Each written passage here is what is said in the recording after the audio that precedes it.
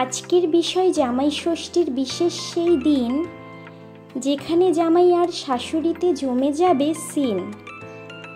পাঞ্জাবি আর ধুতি পরে দই মিষ্টি নিয়ে হাজির হলো জামাই রাজা শ্বশুরবাড়ি গিয়ে।